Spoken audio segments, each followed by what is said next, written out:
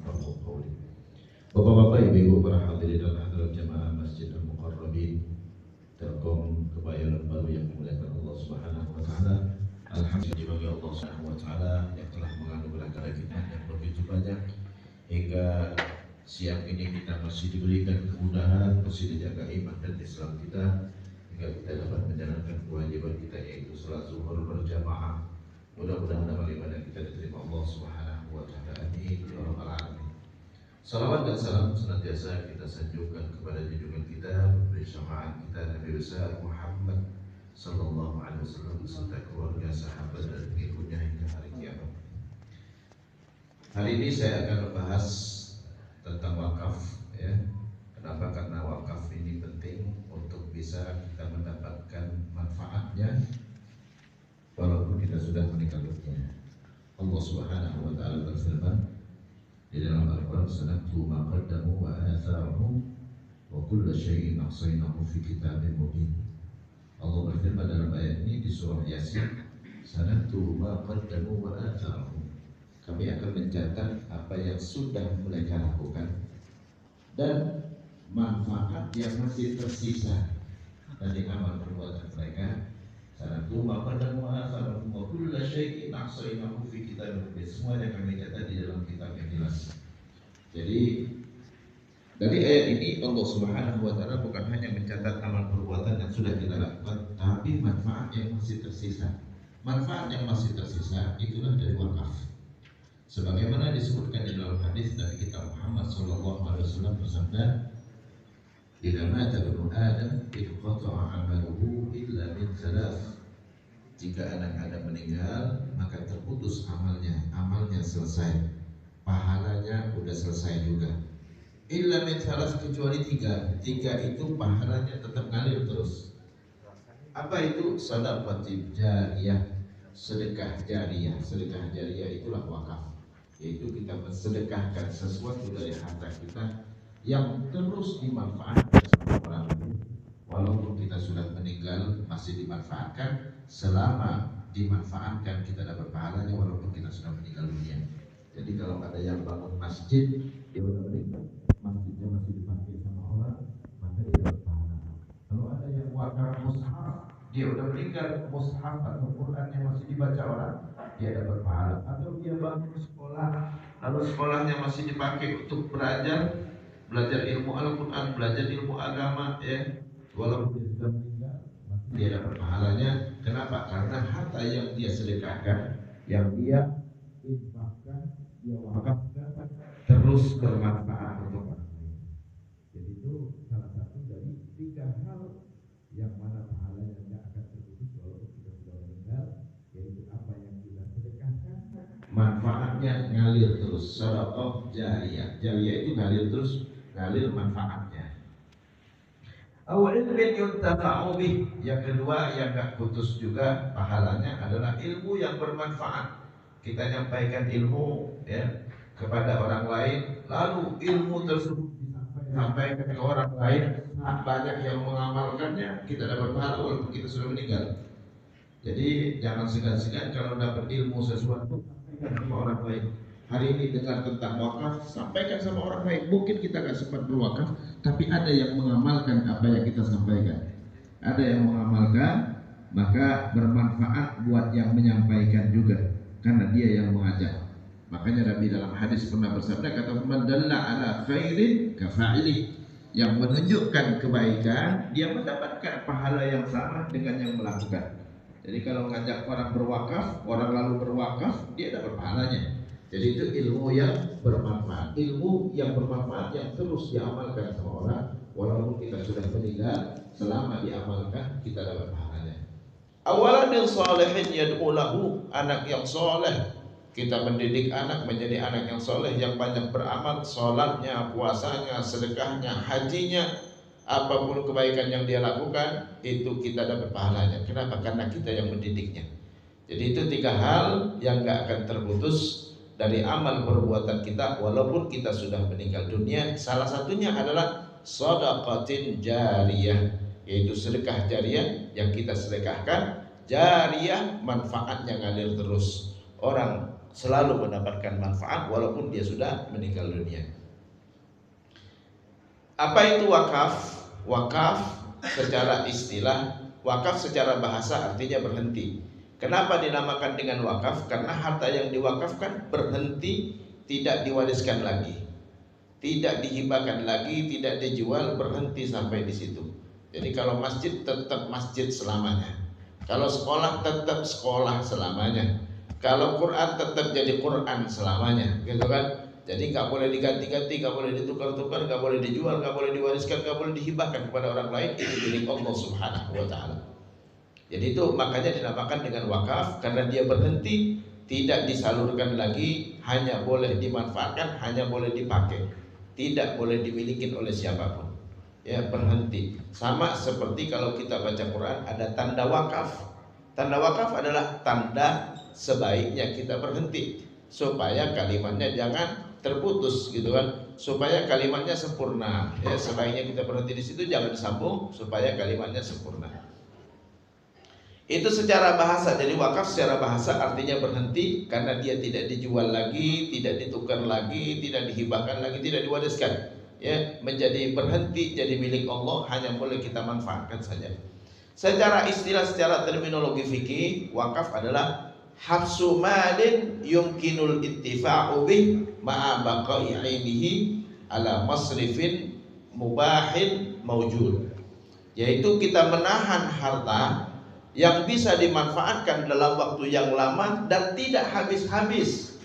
Ya, jadi wakaf syaratnya barangnya bisa dimanfaatkan dalam waktu yang lama dan tidak habis-habis. Ya, nggak habis-habis. Masjid nggak akan habis-habis. Tanah nggak akan habis-habis. Quran nggak akan habis-habis. Beda dengan makanan, makanan habis, gitu kan. Pakaian bisa usang dia, gitu kan. Ya, pakaian masih bisa diwakafkan. Ya, masih bisa diwakafkan. Tapi kalau makanan nggak bisa, kenapa? Karena dia habis, ya, dia habis. Jadi syarat wakaf adalah kita menahan harta yang bisa dimanfaatkan dalam waktu yang lama dan tidak habis-habis. Ya. Ma'abaqa'i 'ainihi ala masrifin mubah, yang akan digunakan untuk manfaat yang mubah.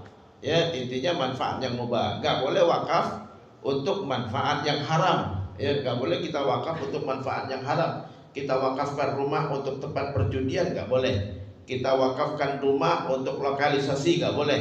Tapi kita wakafkan rumah untuk tempat singgah, boleh. Tempat singgah mubah. Ada orang nggak punya tempat tinggal, datang dari luar kota, ayo silakan tinggal di situ gratis, gitu kan? Itu rumah singgah. Ya boleh kita wakafkan. Ya, betapa banyak manfaatnya. Ya, betapa banyak manfaatnya kalau ada orang yang bisa bangun rumah singgah, gitu kan, ya, orang gratis tinggal di situ, ya, asalkan masih tersedia tempatnya. Subhanallah, banyak orang datang, ya, dari luar Jakarta datang, wah itu ada rumah singgah gratis, gitu kan, ya, apalagi kalau full AC, gitu kan, dapat pahala besar, ya, dapat pahala besar. Kita cuma ngebiayain satu rumah, gitu kan, orang bisa dapat manfaat di situ, bikin kamar-kamar, ya, yang nyaman, gitu kan, yang orang datang gratis asal tersedia, gitu kan. Jadi ya, subhanallah, kita akan pahalanya ngalir terus walaupun kita sudah meninggal dunia, ya. Atau kita bangun hotel ada beberapa kamar gratis, gitu kan, ya. Biayanya dari yang lain, ya. Yang nggak mendapatkan yang gratis ya bayar, gitu kan, ya. Hasil bayarannya buat operasional yang gratis, gitu kan. Subhanallah, ngalir terus itu pahalanya. Ngalir terus pahalanya. Bisnis jalan, kebaikan jalan juga, gitu kan. Jadi hal yang gampang sekali kalau kita mau dapat pahala, ya. Jadi definisi wakaf adalah menahan harta yang bisa dimanfaatkan dalam waktu yang lama dan gak habis-habis, yang digunakan untuk manfaat yang mubah. Yang manfaat yang mubah, ya. Mubah apa saja mubah, selama bukan maksiat, maka wakaf dibolehkan. Jadi wakaf tidak harus dalam bentuk masjid, wakaf nggak harus dalam bentuk Quran, wakaf nggak harus dalam bentuk tempat pengajian, gitu kan. Wakaf bisa jembatan, WC umum, ya, jalan raya yang dimanfaatkan orang terus, ya. Jadi kalau ada tempat, ada lokasi tidak ada jalannya, ayo bangun jalan, ya. Selama orang lewat di situ kita dapat pahala walaupun kita sudah meninggal dunia, ya. udah pemerintah nggak usah biayain, aneh yang biayain sendiri, gitu kan? Kita bangun jalan, gitu kan? Subhanallah, ya ente udah meninggal, pahalanya ngalir terus. Itu yang kita butuhkan, ya. Kenapa? Karena hidup kita ini di dunia gak lama. Ya paling maksimal 60-70 tahun kata Nabi, ya. A'maru ummati ma baina sittin ila sab'in. Umur umatku gak akan lebih dari 60-70. Kalau ada yang lebih bonus, ya, nggak banyak, ya. Apalagi sekarang malaikat Israel itu doyan yang muda-muda dia, ya. Jadi yang lama di kuburan. Kalau kita udah di kuburan penuh dengan siksaan, wah lama itu. Nabi kita Muhammad udah 1400 tahun di kuburan. Abu Bakar, Umar, Utsman, Ali udah 1400 tahun di kuburan, ya. Jadi lama sekali kalau kita harus menderita. Nah, saat kita dalam kuburan, kita mungkin harusnya kena azab, lalu ngalir terus pahalanya tadi bisa padam azabnya. As-sadaqatu tudfi'ud dzunub kama yudfi'ul ma'un nar, kata Nabi. Sedekah bisa mematikan api azab, ya, sebagaimana air mematikan api, ya.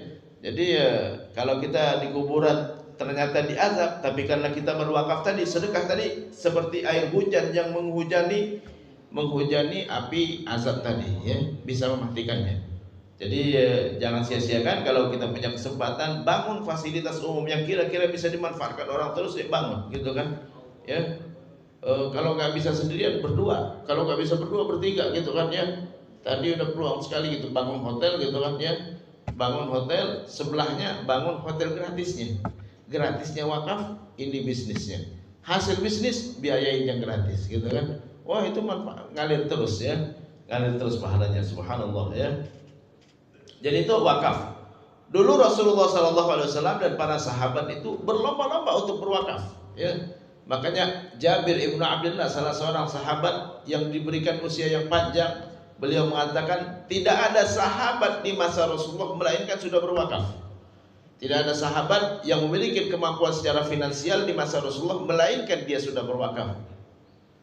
Kita kenal Masjid Nabawi. Masjid Nabawi itu wakafnya siapa? Bani Najjar. Najjar itu nama orang. Dia punya anak, anaknya punya lahan di pusat kota Madinah. Itulah tempat Masjid Nabawi.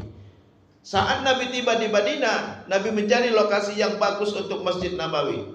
Beliau dapatin itu tanahnya keturunan Najjar itu potensial sekali, ada di tengah kota Madinah. Nabi tawar, "Thaminuni bihaidikum."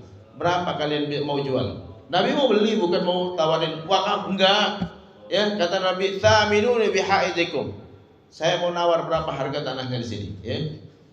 Ya Rasulullah, la nabtaghi biha thamanan. Kita enggak mau dibayar apapun ya Rasulullah. Naj'aluhu lillahi wa rasulih. Kita wakafkan untuk Allah dan Rasulnya. Jadi subhanallah, sahabat dipancing gitu aja sama Rasulullah, mau dibayar berapa, gitu kan, ya. Tidak, kita enggak boleh minta harga apapun ya Rasulullah. Kita wakafkan di jalan Allah Subhanahu wa taala. Subhanallah, itu Bani Najjar, ya, pahalanya ngalir terus. Orang berbondong-bondong ke Masjid Nabawi. Orang berbondong-bondong ke Masjid Nabawi, ya. Pahala salat di situ 1000 kali lipat dibandingkan Masjid Al-Muqarrabin, ya. Jadi besar sekali pahalanya. Jadi itu yang bangun, yang mewakafkan tanahnya dapat pahala yang sama. Dia dapat pahala terus, ya. Orang berbondong-bondong seluruh dunia memanfaatkan dari hartanya. Sekarang kita baru rasakan betapa itu pahalanya besar, ya. Mungkin dulu ya belum terbayang, ya, belum terbayang. Umar ibn Khattab pernah suatu hari datang kepada Rasulullah, "Ya Rasulullah, inna ahabba amwali inni asabtu malan lam usib malan qattu ahsan wa anfas minhu." Ya Rasulullah, saya memiliki harta yang sangat bagus sekali, enggak ada yang lebih bagus daripada itu. Apa kata Rasulullah? Ya, harta apa ya Umar? Ardun bi Khaybar. Saya mendapatkan lahan di Khaybar. Ya, Khaybar itu perkampungan Yahudi. Dulu banyak orang Yahudi di Madinah di masa Rasulullah. Ya, jadi kita benci Yahudi bukan karena Yahudinya, bukan karena dia menjajah. Kalau dia nggak menjajah, enggak. Ya, dulu tinggal bersama Rasulullah di Madinah itu ada perkampungan Khaybar, perkampungan Yahudi. Ada Bani Nadir, ada Bani Qainuqa, ada Bani Mustalik, ada Fadak. Ya, ada banyak perkampungan Yahudi di Madinah. Salah satunya Khaybar. Jadi Umar punya lahan yang bagus di Khaybar, di perkampungan orang Yahudi. Dia nanya kepada Rasulullah, ya Rasulullah, "Famada ta'muruni biha?" Ya Rasulullah, saran Rasulullah diapakan itu tanah? Saya sangat suka sekali, saya sangat strategis sekali gitu kan. Kata Rasulullah, in syi'ta habbasta aslaha wa tasaddaqta biha. Umar, kalau ente mau wakafkan saja, sedekahkan manfaatnya untuk orang lain. Fatasaddaqa biha Umaru, maka Umar pun mewakafkannya lil fuqara, untuk fakir miskin, ya. Wadawil qurba, kerabat dekatnya Umar, kerabat dekatnya Rasulullah, ya. Wal masakin, dan orang miskin, wabnisab wal aitam wal yatam wal masakin, dan anak yatim serta orang miskin, wabnis sabil, dan orang yang tidak punya tempat tinggal atau rumah singgah tadi, ya. Jadi diwakafkan sama Umar. Jadi subhanallah, sahabat berlomba-lomba untuk berwakaf. Abu Bakar Siddiq di waktu perang Ahzab, perang di mana umat Islam di Madinah diserang, ya, diserang oleh kelompok-kelompok yang tinggal di sekitar Madinah, ya. Nah ini menunjukkan pengkhianatan orang Yahudi. Dulu orang Yahudi tinggal di Madinah. Awalnya Rasulullah bergaul dengan orang Yahudi, ya, dan bikin perjanjian damai dengan orang Yahudi. Lamma qadima Rasulullah al-Madinah wa ahlu akhlatun minhumul musyrikun wal yahud wal nasara. Di saat Rasulullah di Madinah, penduduknya bercampur, ada orang musyrik, ada Yahudi, ada Nasrani, gitu kan. Rasulullah tinggal bersama mereka. Nabi bikin perjanjian, itulah namanya Piagam Madinah. Yuk kita saling bantu membantu, ya, saling dukung. Kalau ada yang nyerang kita hadapin sama-sama. Tapi orang Yahudi itu sejak Nabi Musa alaihissalam, sejak masa Nabi Musa, mereka biasa berkhianat, mereka biasa ingkar janji. Yang ada mereka membantu orang non muslim memerangi orang Islam, termasuk di waktu perang Ahzab. Jadi orang Yahudi di Madinah membocorkan rahasia-rahasianya Rasulullah Sallallahu Alaihi Wasallam, yang akhirnya Rasulullah usir dari Madinah. Silakan angkat kaki dari Madinah, kata Rasulullah. Ya, punya masalah hutang berhutang dengan orang Muslim, selesaikan sekarang. Setelah itu angkat kaki, kata Rasulullah. Kenapa? Karena mereka melanggar perjanjian. Jadi orang Yahudi udah biasa langgar perjanjian. Jangankan dengan kita, ya, dengan Nabi Musa, Nabi mereka sendiri, mereka sering melanggar. Ya, mereka bilang kepada Nabi Musa, ente sama teman ente udah perang aja, ya, nggak usah ngajak-ngajak kita, gitu kan. Jadi ya bukannya setia dengan Nabi Musa, gitu kan, mau perang aja ente berdua, gitu kan, nggak usah ngajak-ngajak kita, gitu kan. Itulah orang Yahudi, ya. Jadi orang Yahudi biasa melanggar janji. Jadi dulu Nabi pas perang Ahzab, perang yang mana kelompok-kelompok di sekitar Madinah itu memerangi Rasulullah SAW, termasuk orang Yahudi, gitu kan. Saat itu Abu Bakar datang kepada Rasulullah, ya Rasulullah, seluruh hartaku aku sumbangkan untuk kepentingan perang Ahzab. Itu Abu Bakar Siddiq. Ya Abu Bakar, madza tarakta li ahlik? Abu Bakar, buat keluargamu mana? Ya, kata Abu Bakar, taraktu fihim Allah wa Rasulah. Aku tinggalkan untuk mereka Allah dan Rasulnya. Jadi subhanallah, sahabat itu nggak bisa kita tandingin kedermawanan mereka, ya, kedermawanan mereka. Sudah mereka dijamin masuk surga, tempatnya udah dekat dengan Rasulullah, tapi mereka tidak tanggung-tanggung, tidak sayang-sayang untuk bersedekah. Saat Allah Subhanahu wa taala turunkan ayat lan tanalul birra hatta tunfiqu mimma tuhibbun, kalian gak akan mendapatkan kebaikan sampai kalian berinfak dengan sesuatu yang kalian cintai. Abu Talha itu sahabat Rasulullah yang bukan kaya, dia orang miskin. Abu Talha orang miskin. Ayah tiri dari Anas bin Malik pembantunya Rasulullah SAW. Abu Talha langsung datang kepada Rasulullah, ya Rasulullah, saat Allah turunkan ayat kalian gak akan mendapatkan kebaikan sampai kalian berinfak dengan yang kalian cintai. Abu Talha langsung datang kepada Rasulullah, ya Rasulullah, inna ahabba amwali biruha. Harta yang paling aku cintai adalah kebunku, kebun biruha. Jadi Abu Talha punya kebun namanya kebun biruha. Biruha itu nama tempat. Kebun biruha.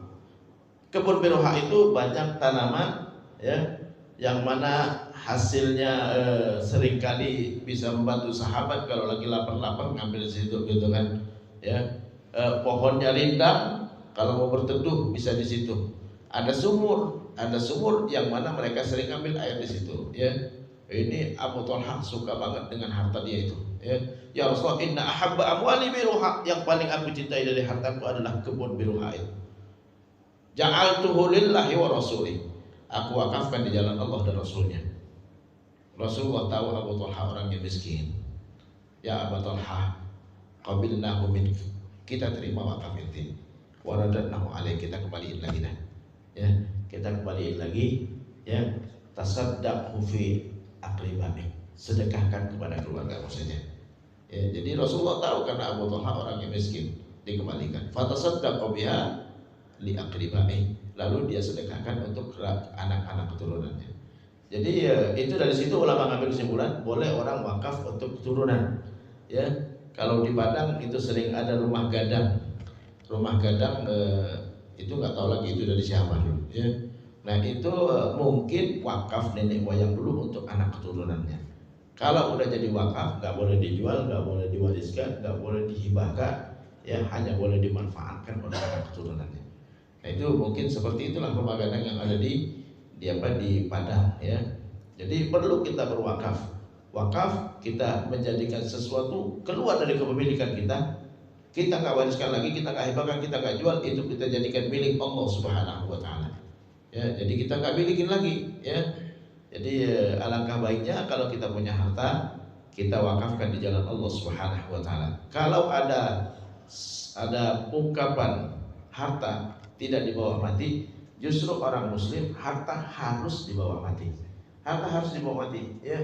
Bagaimana bawa matinya? Seperti tadi ya. Kita udah mati, harta kita masih ada, bermanfaat terus untuk kita, pahalanya ngalir terus. Jadi jangan segan-segan untuk kita berwakaf ya. Utsman bin Affan, kita sering mendengar membaca postingan wakaf Utsman. Wakaf Utsman itu berupa sumur, namanya Bi'ru Rumah. Sumur rumah, namanya rumah. Rumah itu bukan rumah bahasa Indonesia, ya. Rumah itu nama tempat, ya. Jadi dulu di Madinah ada sumur di rumah itu, rumah nama tempat rumah, ya. Sumur di rumah itu sumurnya bagus isi airnya. Orang-orang sering ngambil air di situ, ya. Tapi sumur tadi punya orang Yahudi. Nabi nawarkan kepada sahabat, "Man ishtara minkum bi'ra rumah." Siapa yang bisa beli sumur rumah, ya, wa tasaddaqhu bihi, lalu dia sedekahkan, dia wakafkan, ya, fakana fi kulli dalwin min dalail muslimin, maka setiap air yang diambil oleh orang muslim Allah akan ganti dengan air di surga nanti. Jadi Nabi nawarkan seperti itu. Utsman mendengar hadis ini langsung dia datangin pemiliknya, mau dijual berapa? Ya, mau dijual berapa? Kalau nggak salah dijual mahal itu, 400.000 dirham. Kalau diuangkan sekarang ya sekitar miliaran udah. Itu makanya katanya wakaf Utsman miliaran ya, karena kalau diuangkan sekarang miliaran itu ya. Dijual mahal ya, nggak jual. Sekian, nggak mau. Sekian saya tambahin lagi kata Utsman, sampai di akhirnya mau. Setelah dibeli sama Utsman langsung datang ke Rasulullah. Ya Rasulullah, tawaran Rasulullah kemarin saya bisa dapat nggak? Ya pahala yang Rasulullah janjikan kemarin saya bisa dapat. Bisa dapat kata Rasulullah. Udah aku beli dan aku wakafkan di jalan Allah Subhanahu wa taala. Utsman bin Affan, nggak segan-segan sahabat. Padahal Abu Bakar, Umar, Utsman, Ali sudah termasuk orang yang dijamin masuk surga. Ya kalau kita dijamin masuk surga udah tenang aja Ustaz. Enggak usah nangis Ustaz. Karena udah dijamin masuk surga gitu kan. Tapi sahabat subhanallah enggak puas dengan jaminan masuk surga, mereka terus berwakaf di jalan Allah Subhanahu wa taala. Umar ibnu Khattab di akhir hayatnya sempat menangis. Menangis kenapa? Umar udah dijamin masuk surga sama Rasulullah, ya. Sempat nangis, ya. Maafkah ya Umar, ditanya oleh sahabatnya. Umar, kenapa itu menangis? Ya, aku menangis khawatir jatah akhiratku sudah habis. Nah, kenapa? Karena Umar jadi khalifah 10 tahun. Orang jadi khalifah Sini ambil. Ini taruh sana. Tolong diangkatin aneh ya. Kan orang jadi khalifah gampang nyuruh-nyuruh. Kenikmatan dunia yang kita dapatkan itu bisa mengurangi jatah akhirat. Bisa mengurangi jatah akhirat. Kalau kita gak ada penikmat yang banyak di dunia, jangan khawatir, jatah akhiratnya masih banyak berarti. Ya. Makanya orang muslim biasa-biasa aja hidupnya. Kenapa? Karena jatah akhiratnya yang banyak. Kalau orang muslim makmur Ustaz. Iya, karena jatah akhiratnya udah gak ada. Nggak ada. Jadi justru kita harus bertanya kalau jatah dunia kita banyak, gitu kan? Sementara amal kita sedikit. Nah, itu jangan-jangan, gitu kan? Jatah akhiratnya habis emang, ya. Jadi Umar sempat nangis, kenapa? Ya Rasul, ya Allah, jangan-jangan jatah akhiratku sudah habis. Ya. Padahal dia sudah dijamin masuk surga. Jadi perlu kita memikirkan jatah akhirat kita. Kita perbanyak rekening akhiratnya. Kita perbanyak amal perbuatan kita. Jangan fokus mendapatkan dunia. Dunia nggak dapat berarti akhiratnya banyak, ya. Akhiratnya banyak. Kalau kita baru sholat sekali langsung dapat rezeki 1 M, jangan-jangan 1 M itu bayaran sholat itu tadi, ya. Kata Allah ini nggak berhak akhirat, ya. Ini 1 M yang kasih, ya. Jangan minta lagi, ya. Jangan minta lagi nanti, jangan nuntut lagi, gitu kan. Jadi jangan sampai nanti kita baru sholat sedikit dapat rezeki banyak, wah senang, jangan kan. Bukan berarti kita nggak boleh dapat dunia, boleh dapat dunia. Kalau kita dapat dunia banyak, ibadahnya dibanyakin lagi. Kenapa? Yang tadi itu jangan-jangan mencairkan pahala tadi, gitu kan? Ya, ayo isi lagi. Kalau kita dapat gajinya cash, gitu kan? Dikasih cash, gitu kan? Kalau mau berisi rekeningnya masukin lagi ke rekening. Jangan itu senang dengan cash banyak begini, gitu kan? Jangan itu nikmatin aja habis rekening itu kosong, gitu kan? Masukin lagi, sedekah lagi, wakaf lagi, sholatnya banyakin lagi, tahajudnya banyakin lagi, baca Qurannya banyakin lagi. Kenapa? Karena ini Allah cairkan banyak di dunia. Jangan-jangan habis nanti, gitu kan? Ayo masukin lagi, rekeningnya diisi-isi terus, gitu kan? Diisi dengan sholat sunnah, diisi dengan sholat berjamaah, diisi dengan sedekah, diisi dengan wakaf, diisi dengan baca Quran, diisi dengan berzikir banyak, diisi dengan apa? Ingat sama Allah, gitu kan ya? Diisi dengan baca buku agama yang banyak, gitu kan, sehingga kita rekeningnya nggak pernah kosong. Walaupun cairnya banyak, tapi ngisinya banyak juga. Ya. Jadi kita imbangin, bukan nggak boleh kita hidup di dunia bahagia, boleh bahagia. Abu Bakar kaya raya, gitu kan, tapi ngisinya kenceng juga dia. Ya, yang dia dapatkan nggak seberapa dibandingkan yang dia isi. Jadi itu terkait dengan wakaf. Jadi penting kita memikirkan untuk urusan akhirat, ya. Jangan kita memikirkan dunia saja. Harta memang gak dibawa mati bagi orang non-muslim. Bagi orang muslim harus dibawa mati supaya kita di saat sudah meninggal dunia, pahala kita gak terputus dengan kita berwakaf, menyampaikan ilmu yang bermanfaat, kita didik anak kita dengan baik, apapun yang mereka lakukan kita dapat pahalanya. Demikian, mudah-mudahan bermanfaat. Wabillahi taufiq wal hidayah. Kalau ada yang bertanya silakan. Wassalamualaikum warahmatullahi wabarakatuh. Silakan. Assalamualaikum warahmatullahi wabarakatuh. Mau ditanya Ustaz, ada kisah nyata, ada orang membangun musola, masjid itu di tahun 2002. Kemudian setelah berjalan sampai 2023 sekarang ini, tanah masjid ini minta dibayarin Sama yang punya yang bangun itu. Yang bangun, oke. Karena dulu nggak ada ijab kabul wakaf. Oke. Kemudian yang jadi pertanyaan saya, selama 20 tahun itu ada pahala wakaf nggak buat dia? Oke, begini ya. Wakaf, orang kalau wakaf udah menyatakan ini saya wakafkan, ya, boleh dia batalkan, masih boleh dia batalkan selama belum dia serahkan.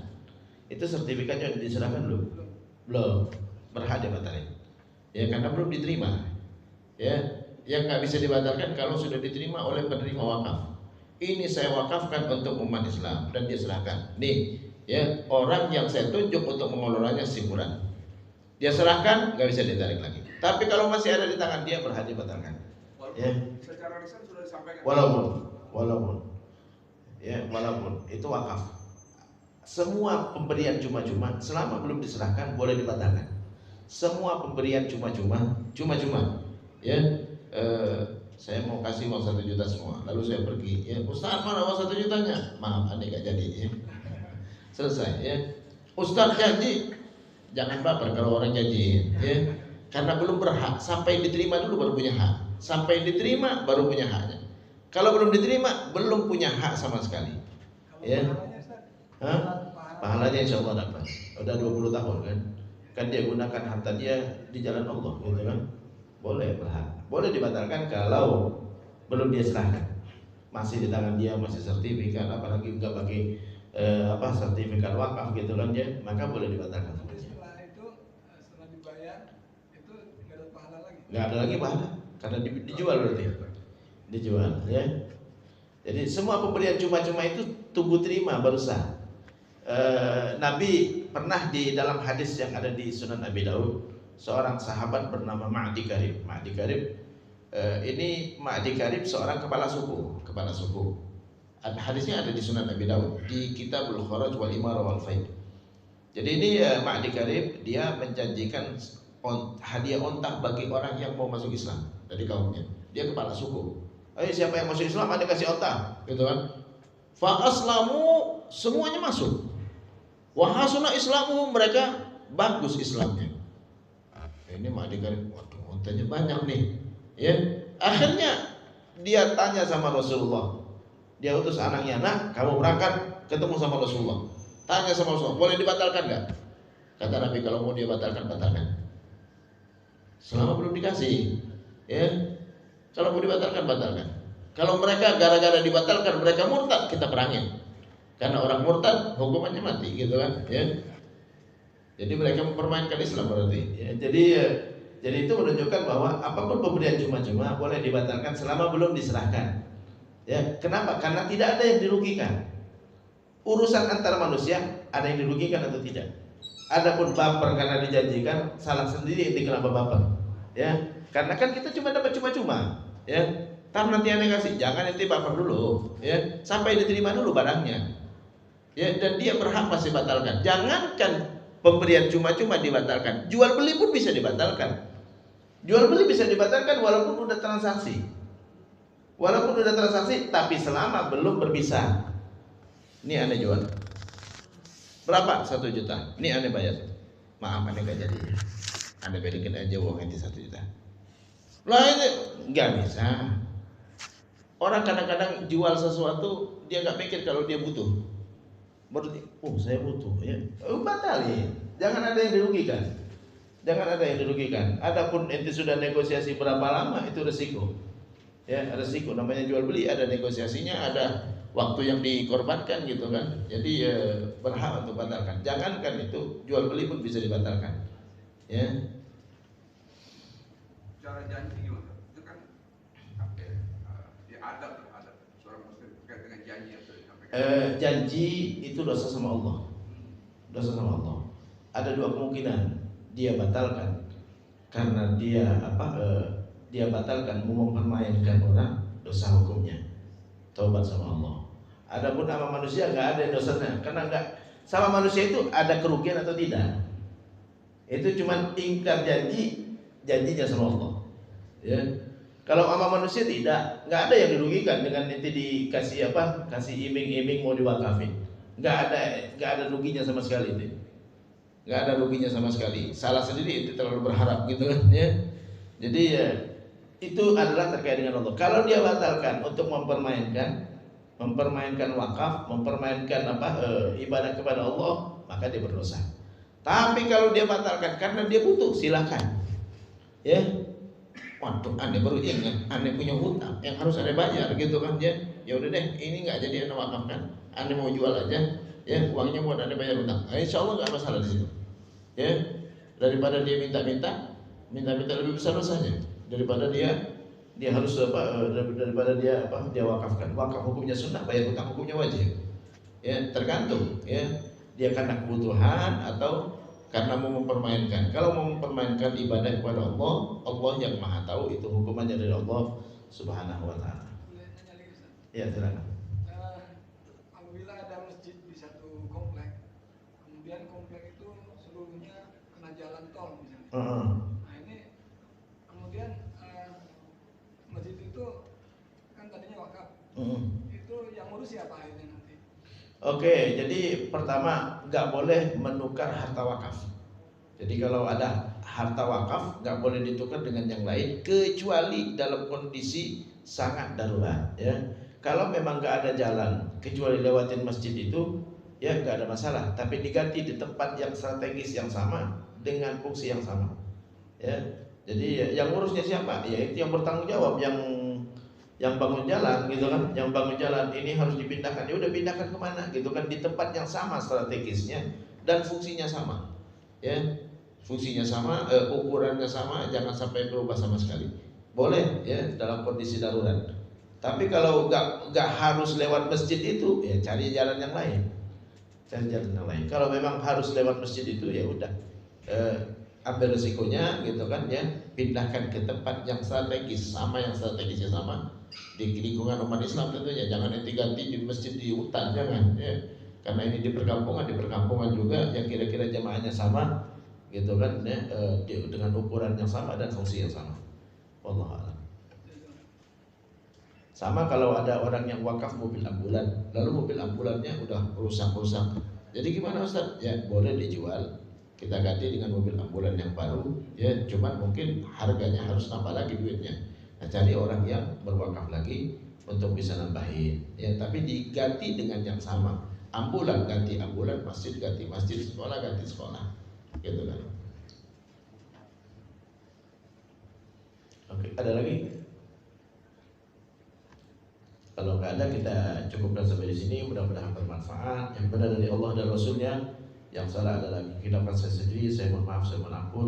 Wabillahi taufiq wal hidayah wal afu minkum jami'an.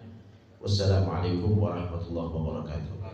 Kita tutup dengan doa kafaratul majlis. Subhanakallahumma wa bihamdika asyhadu an la ilaha illa anta astaghfiruka wa atubu ilaik. Wassalamualaikum warahmatullahi wabarakatuh.